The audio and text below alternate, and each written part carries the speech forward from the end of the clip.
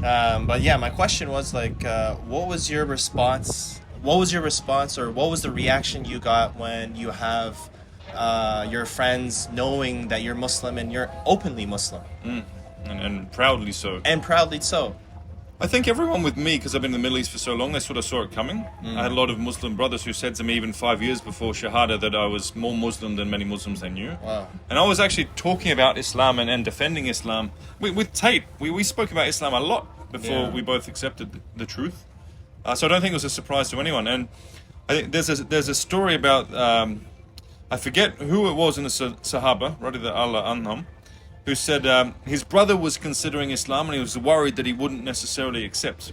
And he said, I think it was Abu Bakr Siddiq said, don't worry, any man with a logical mind who looks at Islam will accept Islam. And Wow. I like to think that's true. I'm probably butchering the quote.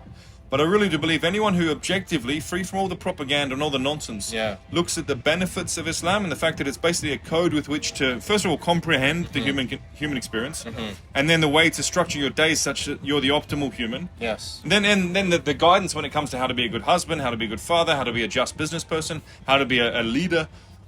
Everything within Islam is purely a positive benefit. And then the actual Islam, as opposed to the bad press propaganda nonsense talking points that we hear. Yeah. So if you are able to be logical and put aside all the negative bias that gets programmed into us by many different entities, I think it's inevitable that you will feel drawn to Islam and see the benefits of it. It's a great answer. SubhanAllah. Yeah. Like, and I wanted to add to this is like everybody comes to Islam differently. And you know, we've heard the sob stories, or we've heard the stories of, like, you know, people that found Islam through jail or through their darkest times. But you found your Islam when you're at your best times, and it came from a place of strength. And I think people forget about the stories of the Sahaba of, like, similarly strong Sahaba, or people that become Muslim from the Sahaba, came from a place of strength, and it elevated the Islam, and it elevated the community. Elaborate on your, like, experience becoming Muslim from a place of strength, not from a place of weakness, or not from a place that a similar story that we always hear. I think the best example to give is I was already seeing through the cars and the watches and starting to see, well, where does it actually lead to? What's the actual point? At one point, I had 8 nice cars, expensive cars, and just maintaining them was a hassle. And then registration, insurance. I'm like, hang on a sec. I know this is the goal, but now I've achieved the goal. Yeah. It isn't actually working for me that much. Yeah. And all the guys I know with a bunch of cars, they don't really drive them that much. So what's the point? If you're promoting a business or something, I get it. But in terms of fulfillment, there's no fulfillment in stuff, in watches, cars, luxury resorts. So I was just like, what's next? And one thing I'd always miss about Australia was I'd miss the nature. I'd miss that connection you get from nature. I used to dream about the nature in Australia, the forests, the rivers. When I started praying, when I accepted Islam, started praying, I found that same sense of calm and connectedness within the masjid. And in sujood, I felt that same really grounding energy as if I was going for a walk in beautiful Australian nature. And the dream stopped. I stopped longing for that connection through nature because I found it through walking across the road to the masjid. So for me, it was what was next after getting all the things that modern society tell you should get. Have success in relationships, with status, with money, with travel, with toys. I was like, well, what's next? Faith has to be next, and that's where the lasting fulfillment lies. And I've gotten rid of pretty much all the watches. Don't wear them anymore. I've got like 3 left. And I've gotten rid of most of the cars. I've only got 2 nice, 3, 1 more. I'll be down to 1 nice car soon, inshallah. Inshallah.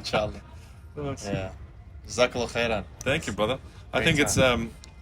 it's the one thing that I see again and again is how effective the entities are at speaking against Islam 100%. and trying to paint Islam with a bad brush.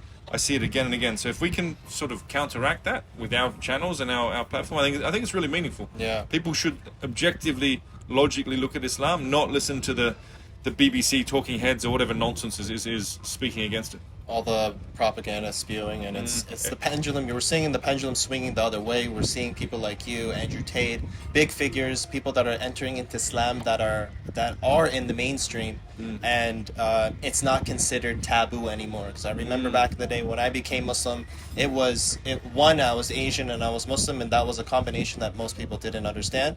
And 2, it usually, again, people you don't see characters or like people like yourselves coming from a place of strength and of you have all the dunya essentially and becoming Muslim. We heard less of those stories, but now because of social media and the pendulum swinging the other way, we're seeing more of that. And I think it's You didn't get the welcome I got, did you? no, Yeah, yeah. absolutely not. It wasn't trendy back then. No, it wasn't trendy. It You was a trend, couldn't you couldn't make a TikTok page or a personal brand that would never have flown back in my day. Or I'm sounding like an old man, but back in those days, it speaks to your niyyah. It shows that your niyyah Yeah. was genuine. Yeah. and yeah, I'm honored to be part of this journey with you, this Islam, learning Quran together, enjoying the finer things in life, but not forgetting about Deen and our and just being better Muslims and better human beings at the end of the day. Yeah, that's what I think. So- Being a better man and a more just man and being more in touch with the actual real purpose of life, there's no negative to that. It's all positive. Appreciate you, Habibi. Thank you, man. Thank you. Appreciate you.